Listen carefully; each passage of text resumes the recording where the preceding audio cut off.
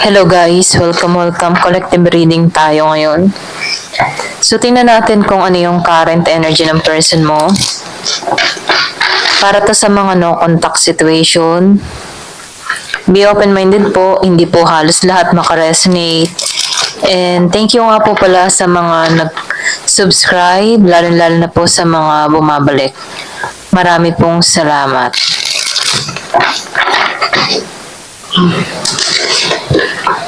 Give me the message for collective. Ano yung current energy ng person mo? Give me the message for collective. Ano yung current energy?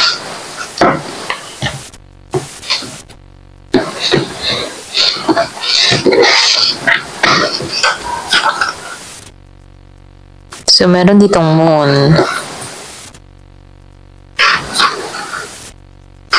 Ten of Swords, Five of Cups, reverse. Ace of Pentacles.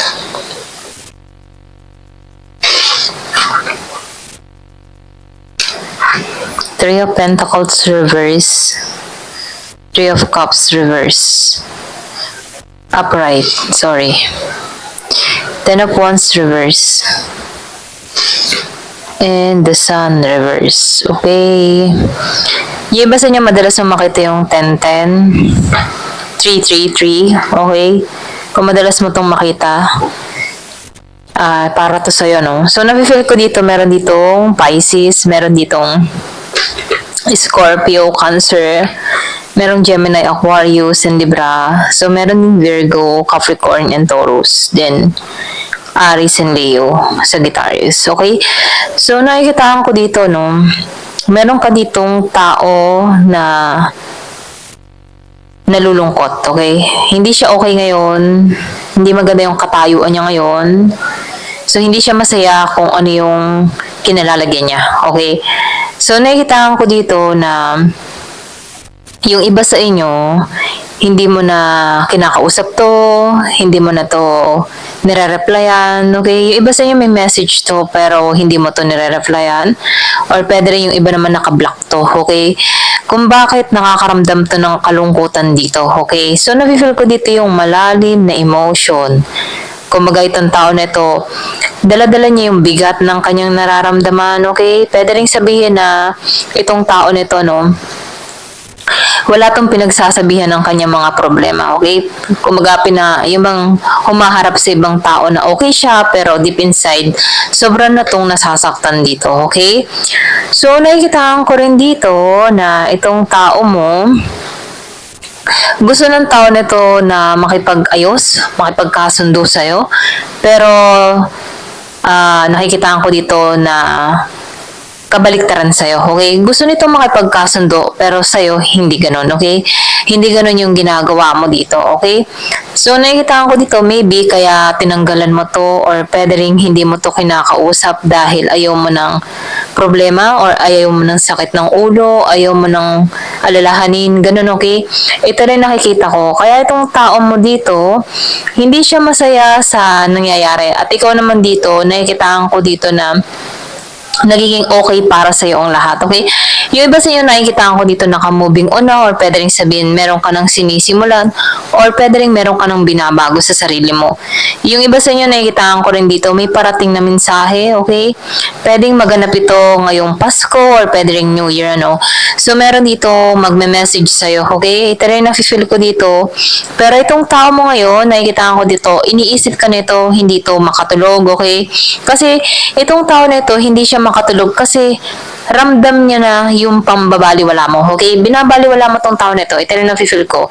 Kasi ikaw dito, naibalik mo na yung sarili mo, okay? Kumbaga, pwedeng nakabangon ka, or pwede rin sabihin na tanggalan mo na yung mga responsibilidad mo about dito sa tao na to. Kaya itong tao nito, nakakaramdam to ng bigat, okay?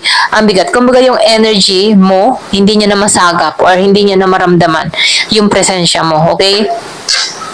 So, nakikita ko rin dito, itong tao mo, meron tong mga nilihim sa'yo. Yung iba sa inyo, no, meron tong mga nilihim sa'yo kung bakit or pwede rin sabihin hindi pa rin ito nare-reveal sa'yo, okay? Ito rin nakikita ko. Kaya itong tao na ito, no, hanggang ngayon, dala-dala pa rin yung kanyang bigat ng kalooban kasi meron siyang mga nilihim sa'yo, okay? Ito yung bumabaon sa kanya dito, okay? Sa pagkalugmok kung bakit siya nagkakaganito. Kasi hindi siya naging totoo or hindi siya nagpakatotoo sa'yo. Kumbaga nakikita ko dito na konsensya yung kalaban niya dito, okay? Ito rin nafe-feel ko sa tao mo. So, tingnan pa natin, merong Ace of Swords, then Queen of Pentacles. Yung iba sa inyo nafe-feel ko dito na ikaw, nagiging kang maayos ang lagay mo, nagiging kang matalino sa mga desisyon mo, okay? So, nakikita ko rin dito na merong paggising na nangyari or pwede rin sabihin ginising ka dito. Ito rin nafe-feel ko, no? Or pwede rin sabihin na yung iba sa inyo nahuhusgahan mo tong tao mo, okay? Yung bang tipo na hindi mo na kailangan tong tao na to kasi kaya mo naman yung sarili mo, okay? Kaya mong, yung bang tipo na independent ka, kaya mong lumikha ng, alam mo yung tipong kaya mong tustusan yung mga pangangailangan mo, okay? Ito rin nafe-feel ko sa'yo, kaya ikaw, hindi mo pinagtutuunan ng pansin tong tao mo, okay? Pwedeng nahusgahan mo tong tao mo, okay? Kasi nakikita ko dito marami ka ng aral na natutunan dito sa taong ito. Ito rin nakikita ko kung bakit nagiging kang matalino dito or pwede rin sabihin na pagbabalabalansihin mo ang sitwasyon, okay? So ngayon nakikita ko dito yung iba sa inyo nagiging maayos yung kabuhayan, nagiging masagana, okay? Kumbaga stable yung kabuhayan mo dito. Ito yung nakikita ko, no? So nakikita ko dito nagiging maganda yung takbo ng kapirahan dun sa iba, okay? Ito rin nakikita ko. So nakikita ko rin dito na magaling ka, matalino ka. May pagka-businessman or businesswoman ka, ganyan. Ito rin nafe-feel ko sa'yo, okay?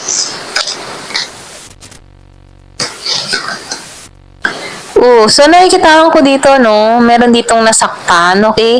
Meron ditong taong nasaktan dahil pinaramdam sa kanya ang pagiging kawalan. Alam mo yung tipong ganun? Sinaktan siya ng tao nito dahil nawala yung pagmamahal or pwede rin sabihin pinaramdam ng tao nito na wala siyang silbi dito. Okay? Ito rin nakikita ko, no? Meron nag-abandon na or pwede rin sabihin na merong umalis. So, nafe-feel ko dito na hindi ito patas na relasyon, okay? Kumbaga, meron ditong unrequited love or pwede rin sabihin one-sided love, okay? Na kung saan, nakikita ko dito, isa lang dito yung nasasaktan dahil hindi siya binigyang pansin or pwede rin sabihin na ito yung nararamdaman ng tao mo ngayon. Kasi pwedeng naramdaman mo na to before kung ikaw man inalisan dito. So ngayon nakikitaan ko dito na ikaw, hindi mo na to pinagtutuunan ng pansin, kaya may panguhusgang kang ginagawa dito, nagkaroon ka ng talino dito. Kaya itong tao mo nasasaktan kasi tuluyan ka nang umalis, okay? Ito rin nafe-feel ko dito, no? Wala ka nang pinararamdam dito na pagmamahal, maging amor, or pwede rin sabihin care, okay? Pwede rin sabihin hindi mo na to pinagtutuunan ng pansin, or pwede rin sabihin na dinededma mo na rin to, okay? Yung iba sa inyo, no? Ito rin nakikita ko. Malakas yung Libra, meron din ako nakikita ditong Leo, okay?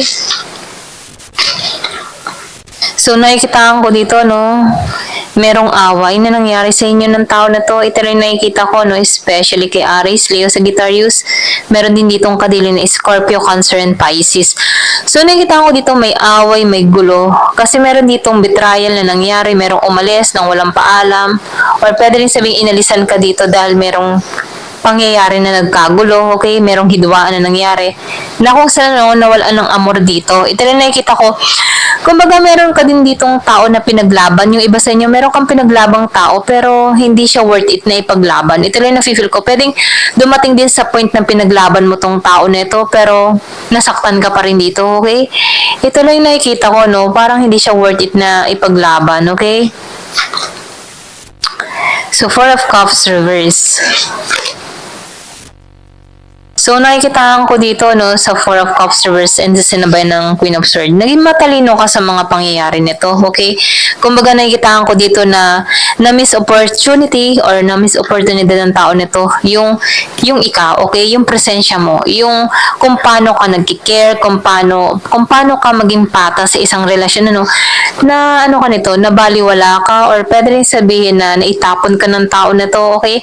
Kaya sinasabihan ka dito, hindi to worth it ipaglaban, or pwede rin sabihin, nasabi mo din sa sarili mo na dapat hindi ko na to pinaglaban tong tao na to, okay? Kasi wala siyang kwenta, okay? Kumbaga, nakikitaan ko dito na itong tao mo, no, dumating sa point na pinaglaban mo to dahil mahal mo to, pero hindi to naging cooperate, or hindi to nakipag-cooperate sa'yo, okay, para sa relasyon na meron kayo. Kasi nakikitaan ko dito, pwedeng ikaw lang yung nagmahal dito, okay, ito rin nakikita ko, kaya ikaw natuto dito nagiging ka ngayon matalas, nagiging kang matalino.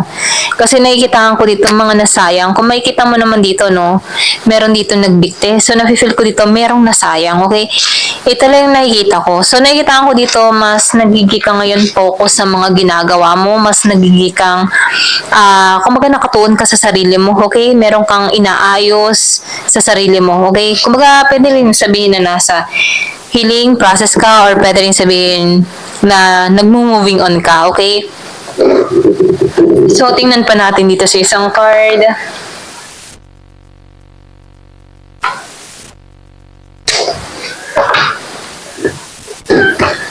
Okay, tingnan natin dito, no? Give me the message. Ano pa yung mensahe? Pero nakikitaan ko dito, no, itong tao mo gusto mo makipag-ayos sa'yo. Yung iba sa inyo, gusto nito makipag-ayos sa'yo. Pero ikaw, ayaw mo, or ayaw mo itong pansinin. Ganun pa rin yung energy, no? Kumbaga nagmamatigas ka. Ito rin nakikita ko. Kung kanino mang energy to. Give me the message. Ano pa yung mensahe? Oh, tamalsik to. So, may death. So, nakikita ko dito, gusto nito ng bagong simula. Yung sinabi ko nga kanina, gusto nito ng makipagkasundo, gusto nito bagong simula sa'yo, okay? Healing energy. Yung sinabi ko din kanina, nasa healing process ka, okay? Pwede rin sabihin na itong tao na to, gusto nitong maghilom yung connection, okay? Gusto nitong bumawi, gusto nitong ayusin, mga ganun, ano? Stripping illusion. So, nakikita ko dito na merong illusion, or pwede rin sabihin na ayaw mong madala, okay? Kumbaga, nakikita ko dito na ayaw mong, yung bang tipo na ayaw mong masunod yung damdamin mo, okay? Kumbaga, nagiging logic dito. Ayaw mong, yung bang tipo nagiging aware ka sa mga iniisip mo or sa emotion mo, okay? Ito rin nakikita ko, parang binibigyan mo ng limitasyon yung sarili mo, ganyan. Omen. So, nafe-feel ko dito yung iba sa inyo, good omen yung parating, okay? Yung man tipo na nakikitaan ko dito, pamula nung natanggal ka sa tao na to, pumunta ka sa liwanag, okay?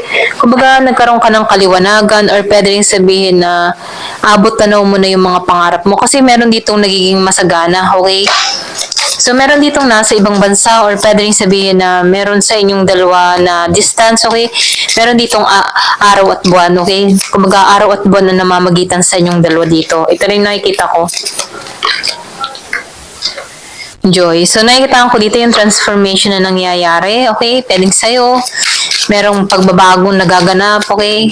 Meron kang, yung mga hinahanap mo na lang dito, yung kasiyahan mo, okay? Kumbaga nakatuon ka ngayon sa pagsasaya. Kasi nakikita ko dito yung renewal. Tinanggalan mo yung mga tukso sa paligid mo, or pwede rin sabihin mga toxic sa paligid mo, okay?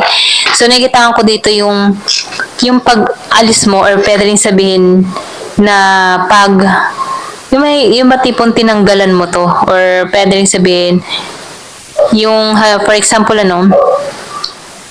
hindi ka na basta-basta nagtitiwala agad-agad, okay?